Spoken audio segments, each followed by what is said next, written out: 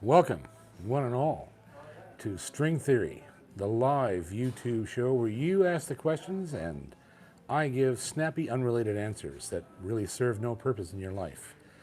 My name is JP Cormier. As you well know, if you're watching this, unless you're stunned, well, if you haven't never been here before, that's different. We forgive you. But if you've been here for a year with me, shame on you if you don't know my name. Shame on you if you haven't hit subscribe. Shame on you if you haven't joined the private membership. Shame on you for that thing you did to that kitten when you were 4. Sorry, just kidding. It's getting out of control. I'm already. I was shamed the first 10 seconds. I was out of control. So we are on location because I, amazingly, have a paying gig tonight. We are at the Carlton, and the Carlton is one of the, if not the most premier music room in all of Halifax. And for 4 nights this week, I'm playing with my buddy Dave Gunning. And so I might as well give you a tour. You can see where we're at. This is a beautiful room. The building is immensely old. And you see Gunning's over there in the corner having a scotch. And so just follow me. That's the bathroom right there. Lovely. A lot of famous people have peed in there.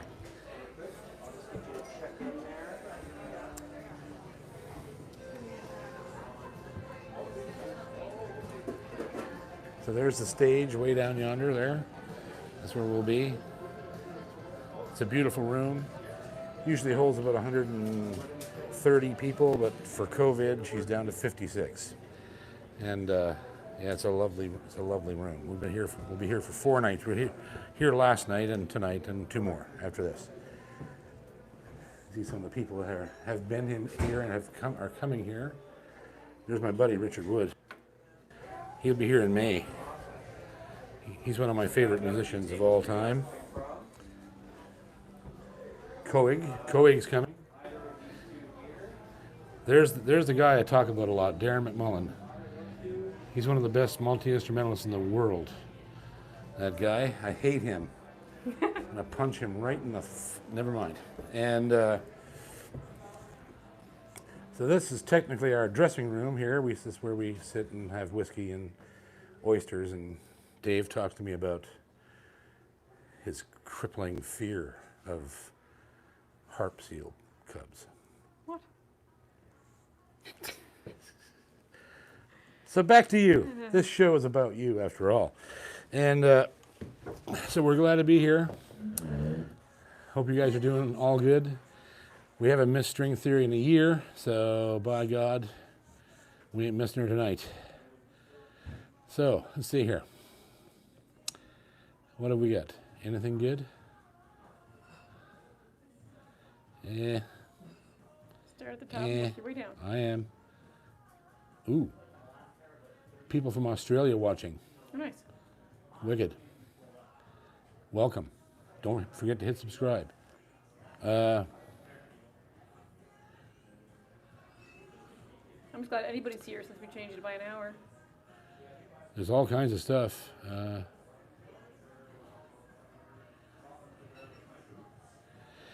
So the question from Ryan Nelson is a good one. He says, my daughter has learned your E-flat reel on fiddle for some contests. Did you compose that tune with contests in mind? The E-flat tune was actually indeed composed for use in contests because you needed hard tunes. And there's a secondary E-flat reel called the Broken Light, which was also composed for use in contests. So yeah, Jeff likes my hat. You said you skipped this question. I did. I'll get back to it. John's not good at this. No, I'm not. Oh, okay, I'm using the Ivory Girl. Jeff wants to know what guitar I'm playing tonight. I'm using the Ivory Girl, which is the very first Boucher I ever bought. She's Bubinga and Adirondack OM body. You'll see her at some point in time, I'm sure, if you haven't seen her already.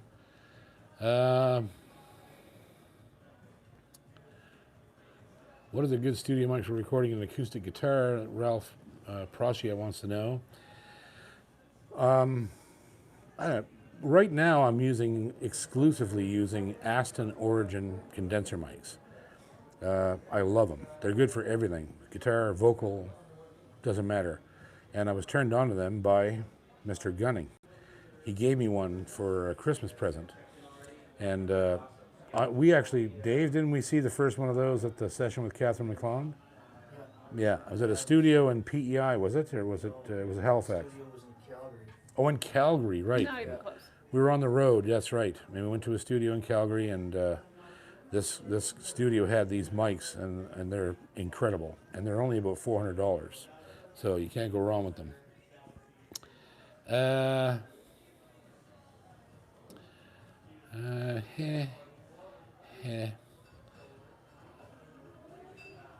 Skip past mine just like old times.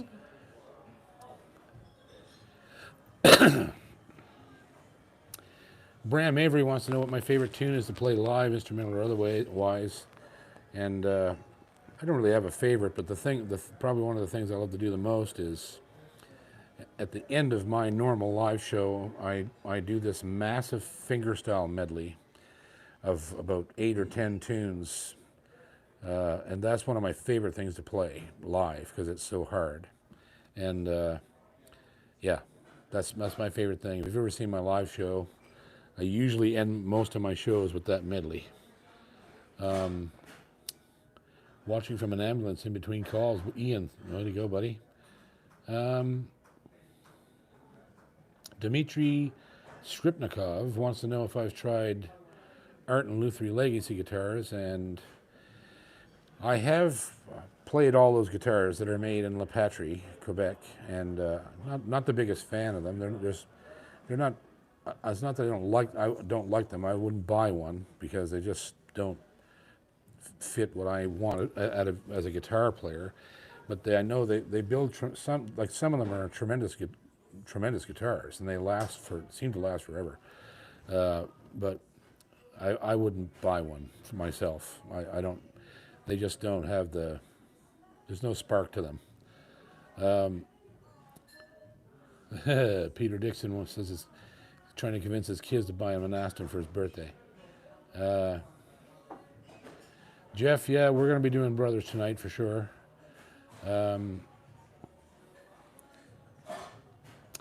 Caper Away wants to know if tenor banjos are different than fives, and of course they are. They're 5-string banjo is tuned to open G and has an extra string, which is actually a drone string on the top that's tuned to G. And a tenor banjo is basically tuned like a violin, G, D, A, E. And they're also tuned in another mode for playing Dixieland style music. But they're tuned in, what is that, fourths, yeah. G, yeah, A, B, C, D, E. Yeah, same ratio as a fiddle. It's just that I think that a Dixieland player starts on C instead of G, right? I think. I don't know enough about it, but I'm a big fan of that kind of music too. There's a banjo player named Buddy Wachter, who is probably the best Dixieland tenor player in the world, and he did everything from Tchaikovsky to Django Reinhardt on the tenor banjo, as well as all the classic stuff, right? 300M. Joe McGraw wants to know if I've ever played a Yamaha 300M. I don't know the model, but that doesn't mean anything. Some of these rare old Yamahas that were done in the 80s, they're killer guitars, and some of them are even like almost a one-off. Yeah, so if you can buy one, do it. Sigma built in Korea. The Sigma's built. Don Warpula wants to know about Sigma's built in Korea. I don't have a lot of experience with Sigmas built in Korea. The ones that I'm familiar with are the ones that were done that are being as they are right now. They're being done by AMI Germany, and they're built in China. At the high-end shops where Eastman and all these different companies are being made, and they're really good guitars. I'm actually going to be reviewing some Sigmas very shortly on the channel, as soon as I can get one. There's so much shortage right now of everything. Dave was at Along McQuaid today just trying to buy Elixir strings, and there wasn't a friggin' set anywhere in Canada. Well, they have, You bought what, the last? no, they had some lights, they had extra lights, but they didn't have many medium. Yeah, they don't have the set that everybody uses. Yeah, A lot of, lights. I yeah, ended up buying lights. yeah, I was able to get away with them, but Yeah. they hooked me up with a set of mediums, so that's good. Dimitri wants to know my favorite Jerry Reed tune. Can't choose one. Sorry, I tried, but there's just no way. It's probably one that I don't know how to play. I love the Claw and Bluefinger and all that stuff, but there's so many of his tunes that I haven't had time to learn, and those are the ones that I gravitate to a lot. I also love the Mad Russian. It's one of the great Jerry tune. Abby Letcher says, looking at restoring a George Bauer parlor guitar. He was a luthier from Philadelphia, built guitars from 1890 to 1910. Have you heard of them or played one? I have not. But good luck with that. Restoration's always fun, especially if it's a good guitar and you get lots to work with, so good luck with that. I'd be curious to see that instrument. That era of guitars, especially the parlors, they have produced some incredible instruments. Like, even back then when Washburn was building parlor guitars, some of their instruments are just incredible. And they get restored. I bet you I could walk down the street here to the Halifax Folklore Center and probably find one. Because he carries that type of instruments. He has 100-year-old guitars in there and all that stuff. So it would be, if he didn't have one in stock, I guarantee you he's had one. He would know what a George Bauer is too. The name sounds familiar actually, but I've never seen one or played one.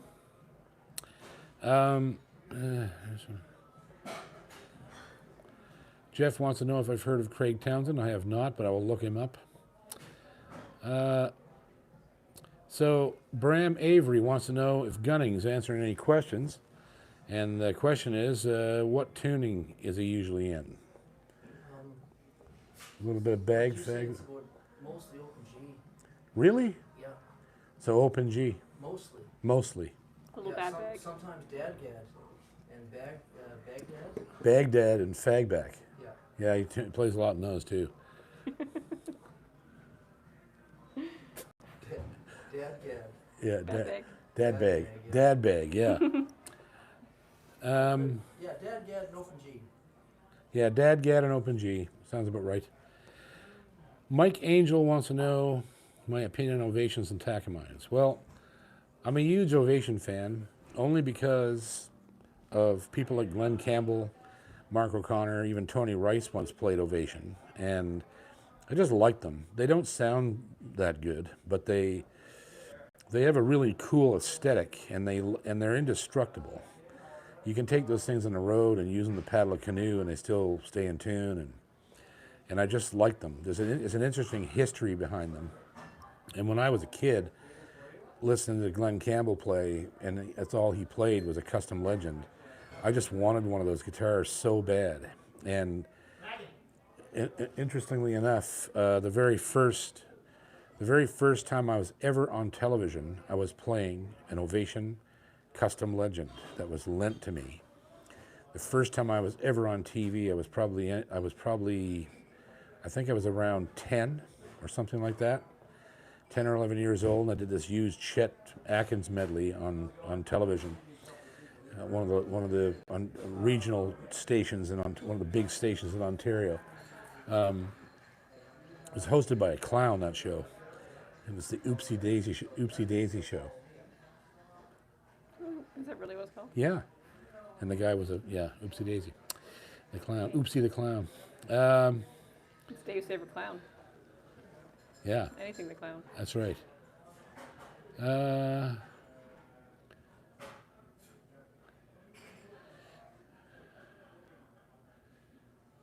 Caper away. It said a message retracted. I don't know what he said. It was a question for Dave about Dadgad. Aaron Woods has an interesting question. how would you suggest exposing kids to playing music that makes it fun and something they want to do instead of made to do? And I'm totally against that. I don't think I've seen so many people who play but never play because they were forced to learn how to play when they were children.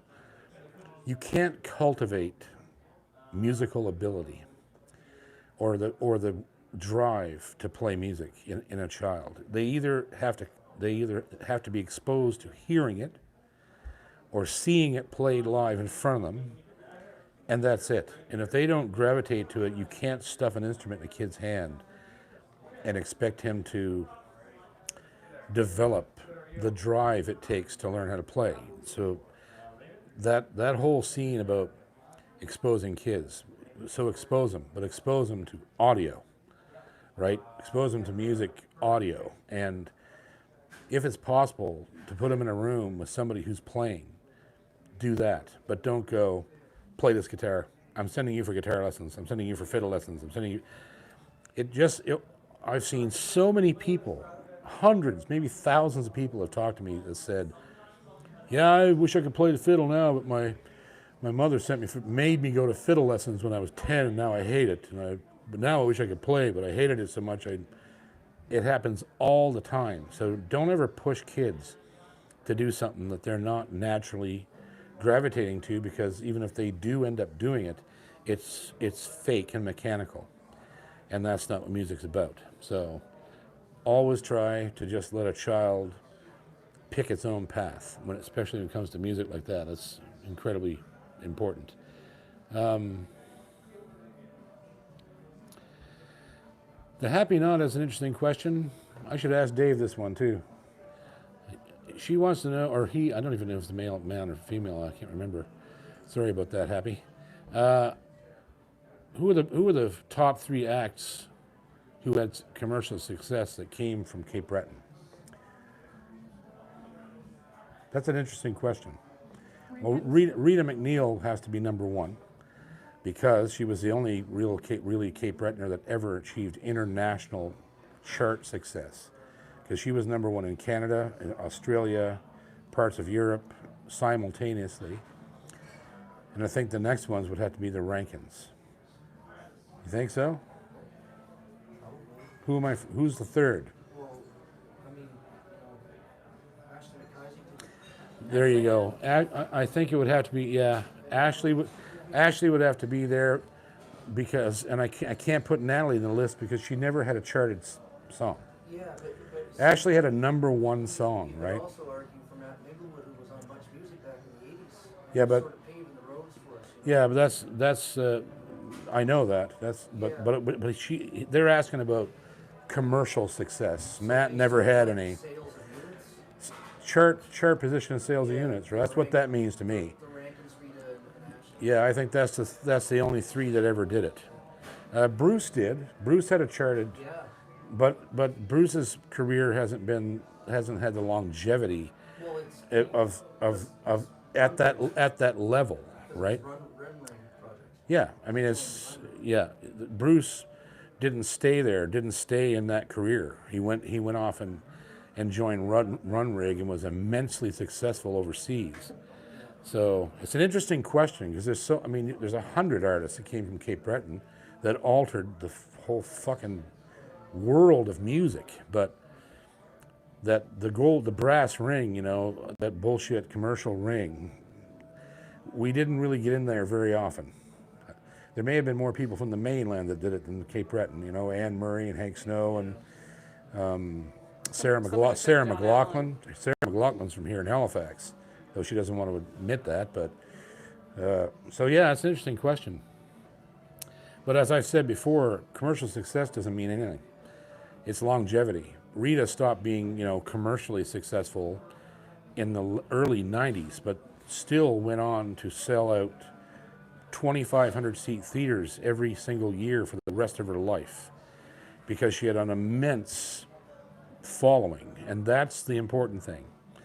I mean, I had commercial success 25 years ago on a small scale, and still to this day, and basically touring the same friggin' record. So it's all about longevity. It's how much time you want to put into it and how much work you want to keep up when you can't get on the charts and can't get distribution and can't get a label deal. And, you know, Cape Bretoners are really good at that. They don't give up.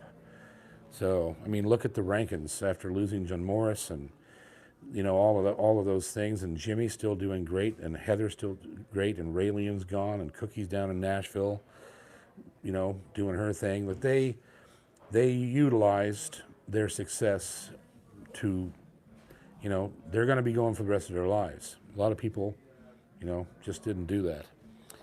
And because it's not easy. It's not their fault. It's just not easy. Let's see here. I now want a beer. This is good. Caleb Hawkins wants to know if I ever used the Bags lyric system. Yes, I have.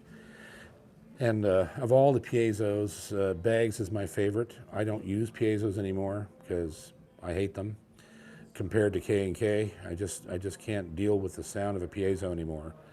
And the best sounding piezos I've ever heard, coincidentally, ironically, are in Dave's guitars. And yeah, but your guitars sound so good, and he uses a Bag system, a Stage Pro, right? Anthem. It's an Anthem Stage Pro, yeah. Dual system. Yeah, so the lyric system is just the microphone. Oh, is it? Yeah, which is good, and they're good. I had one in a D35 Johnny Cash Martin, and it sounded fantastic. I kept with the combination of the two. Yeah, the combination is good. Let's see. We're gonna watch our time because we got to go to work pretty soon, so we won't be a full hour tonight. But we're gonna have our question and take our draw. The big fantasy draw is gonna happen in a few more weeks. I saw the guitar today.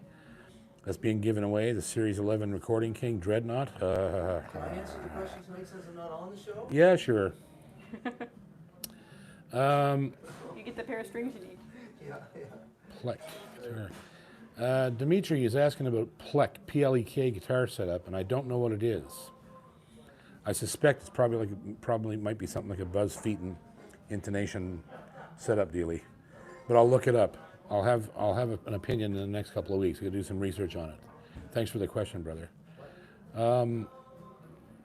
Okay. Norm Cormier wants to know if I've had any experience with the Yamaha LL45 or 55. I had a LL45 in the 80s that I bought right here in Halifax from what was then Music Stop, now Long and McQuaid. It was the best guitar, one of the best guitars I've ever played in my entire life, and it cost about nearly $3,000 in 1987 or 88, something like that. I couldn't afford to pay for it. It was on time, and we lost our steady gig here at the Delta Barrington, me and my brother. And I had to take it back, and I was heartbroken. I almost died when I had to give that guitar back. It was just, oh man, I felt bad about that. To this day, I wish I had that guitar. If you didn't use, Ian Roster wants to know if you didn't use Eastman, what mandolin would you use? Definitely a Collings, no question. They make probably the best mandolin in the world, I think. I had a Collings A, and it was just ridiculous. Beautiful, beautiful mandolin. Well, I answered your question, Caper Way. Question for both of us, Dave, is there one guitar sold you wish you'd have kept? And that was mine, that Yamaha LL45. I wish hadn't parted with that. You got a favorite one, Dave, you sold and didn't think you should? I don't sell many guitars. No. You had the same guitar on the road for 11 years. Yeah. And this one's just new. Yeah, 3 years old. This one. Yeah, so Dave's not much of a horse trader. I had a red tack. Remember that one? Yeah. Cutaway? I got pictures of you playing in England. I wouldn't mind having that back. A buddy of mine's got that. Yeah. Yeah, so Dave had a red tack he wishes he still had. Hey, look at this. Look who's just walked in. Yes. Mr. Stephen McNeil, not the premier, from Fantasy Music, right there. Late to the show, sorry. All right. Early start. You brought the beast. Look at this. Hey, man. We actually have with us in the Surprise room guitar. the prize guitar. Brand new set of those. Well, I take it out of Sweet. the first sets in Canada right there, and they're on this guitar. Awesome. So you can give it a strum. So this is a new product that Diodario's just given me to try that they hope is going to take the place of Elixir. Hold your covering words. I have control. These definitely look different. There's unique packaging. Oh, yeah. Should be exactly like a pack of elixirs. Okay, well, we're going to try it out. They gave me something to try. Pretty fresh. Probably. So here we have, this is our prize guitar. It's a, this is the Dirty 30s DS9TS. This is a beautiful guitar. You left the porn on it, good? Or did you? Yeah, it's still on there. Oh no, he took the porn off. Yeah, we were changing the strings. That's okay.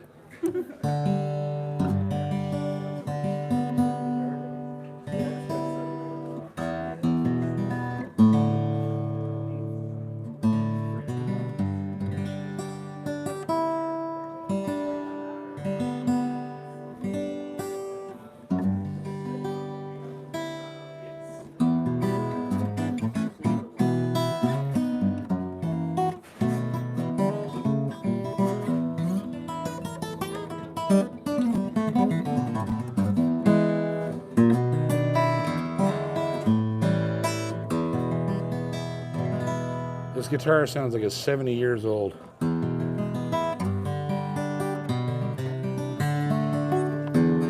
This is the next draw. So that's the prize. It's coming up in a few more weeks. Tell us a little bit more about what's going on down at the shop, Steve. Here, have She's a mic. busy, busy, busy. Yeah, we got. Have a mic, clip a mic on there and tell us the story. Oh, I We're just off- hit a button. Did I turn it you're off? good. Yeah, okay. We got a new. We're awfully proud of you to have you aboard with us, man. Well, yeah. Thanks so much for keeping in touch with us. And yeah, we got a lot of stuff going on. We have a new guitar room downstairs. Keep all the Bouchers, the Alvarez. Sweet. So we got a nice humidified room downstairs finally. We've got our own media room for podcasts, showing off some new gear and stuff. I was in the other day, and the stock looks incredible. There's a great. The store is just starting to evolve. Lots of Yamahas in there. Lots of electric guitars as well, amplifiers. We got that DV Mark amplifiers. Yep, I'm going to be reduced. Oh, and by the way, the silent fiddle that's going to be reviewed, and also that last Sunburst Yamaha I reviewed on my channel, that's going back to, and the silent guitar is going back to Steve this week. I forgot them, but I'll bring them down tomorrow. But they're going back to his shop. So if you want to buy those actual instruments, they're going to be at his shop. Check it out. So, yeah, pretty cool. Let's see here. See if there's anybody yelling at you yet. Oh, look at that.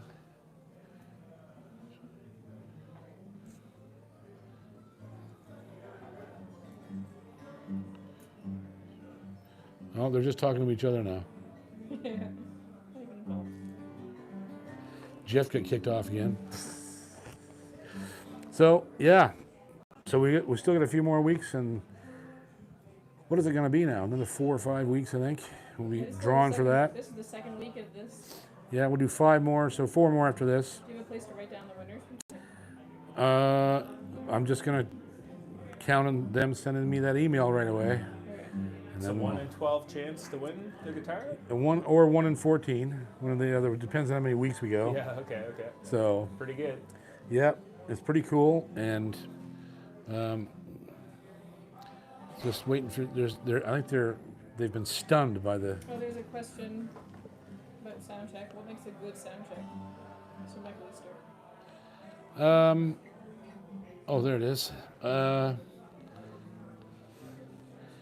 Yeah, there's a sound check for every venue, Michael. It's mainly just to make sure that everything is working, and a good sound check is one that takes 10 minutes, and it only takes 5 here. Our sound man, John, that works this room all the time, is one of the nicest men and best sound men ever, and Yeah, so you want to. It's just as much about what's coming out of the front of house speakers as it is how well we hear ourselves and how good the quality of that sound is. So that's what a sound check is for.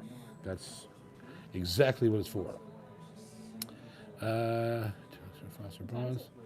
I'm going to call her off pretty soon because no, you can't. See, the lovely Ginger. The lovely Ginger is never on camera.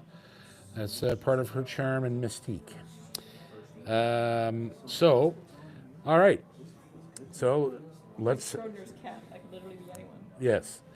So, here's the question. So, what we're going to give away this week, of course, is the normal Fantasy Music Prize. Our good friend Stephen McNeil, not the premier, on Spring Garden Road in Halifax. Is a great, incredible shop. It's been with us for. You've been with us for almost half a year or more now. Since quite near the beginning. Yeah. It's been incredible. It's good. Ran into each other at NAMM. That was hilarious. Yeah. And I want to make mention that Steve has been a great liaison between myself and Yamaha Music Canada, and we've been able to do some great things with them because we worked together on it, and yeah, so that's been really good. And he just made an order apparently for more L series guitars of the higher echelon than has ever been made. Everyone's calling. Yeah. Big mistake made. Yeah, did you make a mistake? No, I want that many. Oh yeah, it's really good. Yeah, so Yamaha's quite happy about that. And so the normal, the one of the winners tonight will receive the normal fantasy package, which is the. We're gonna get more shirts, right? We're gonna come up with a string theory Yamaha fantasy. Okay. something Okay, so you're gonna get some sort of a real T-shirt. fast. Yeah. I've got a bunch of stuff to give out to the winner tonight. Okay. Out of Red Label shirts. Okay, so you won't get the red label Yamaha shirt, but he's getting something special for you. Plus a set of Elixir strings, or maybe even a set of these. You never know. These are brand new on the market, so I can't wait to try these, actually. I might put these on tomorrow. And I'll give you my report next week. And also, you'll be eligible for a tax-free purchase in the store. In-store only and not on Boucher guitars. But anything else in the store, you can go tax-free. And then our second prize will be with our great friend up in Antigonish, who's been by my side for over 20 years, Mr. Glenn Gotel up in G&G Music in Antigonish, the #1 Boucher dealer in all of Canada, and actually North America, no, the world. He's #1 in the world right now. And so his prize is virtually always the same. You get your Elixir strings and your string winder and picks and whatever he throws in there for you, and he'll have a coupon for possibly $40 off a Recording King guitar, or he'll let you know when you contact him what he's giving you for a prize. He always has something really cool up his sleeve, and great place to see Boucher, Martin, Recording King. The man's a jack of all trades. You can find just about anything in the world there at his shop. So the question is, this is a great question because it's going to be difficult. Are you ready? The question is, we are playing in the legendary Carlton. This is one of the oldest drinking establishments in Halifax, possibly in Canada. What year was this place, the Carlton, founded? What year was the Carlton founded? You're at the bottom of the chat. Scroll to the